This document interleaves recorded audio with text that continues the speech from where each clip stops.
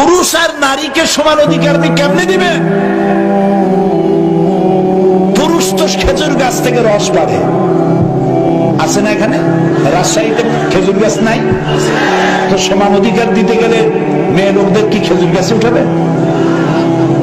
পুরুষেরা অর্থ উপার্জনে রিক্সা চালায়, কোন মুসলমান রাজি হবে তার মেয়েকে দিয়ে রিক্সা চালাতে? পুরুষেরা ইট টানে, রাস্তা বানায়, গাড়ি বানায়, কত কষ্ট করে। আপনার স্ত্রীকে, আপনার বোনকে, আপনার মেয়েকে আপনি কি সেই কাজ করতে দিবেন? দিবেন?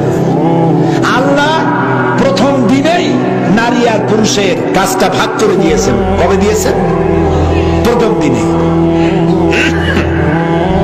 আদম আলাইহিস সালাম এবং হযরত হাওয়া আলাইহিস সালাম। আদম আলাইহিস সালামকে পাঠালেন কোথায়?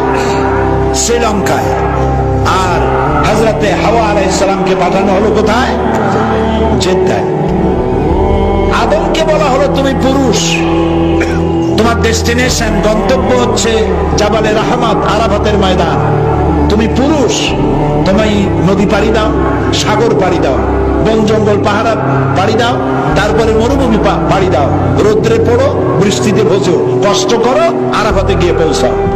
আর হযরত হাওয়াকে বলা হলো তুমি নারী, প্রকৃতিগত ভাবেই তোমাকে তৈরি করা হয়েছে ভিন্ন আঙ্গিকে, তুমি অত পরিশ্রম করতে পারবে না, সেজন্য তোমাকে ফেলানো হলো জেদ্দায়।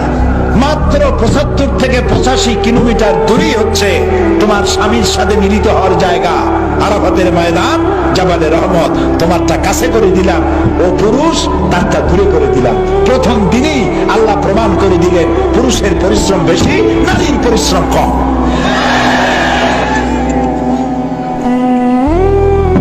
কাজী নারীকে আপনি পুরুষের সমান অধিকার দিবেন এ কথা বলবেন না, তাহলে বিপদ হবে। নারীকে দিবেন ন্যায্য অধিকার। সেই ন্যায্য অধিকার প্রতিষ্ঠিত করেছেন আল্লাহ এবং তার রাসূল। আল্লাহ রাসূলের চাইতে আপনি কি করে নারীর কল্যাণকামী বেশি হতে পারে? হতে পারে কেউ? কেউ পারে না।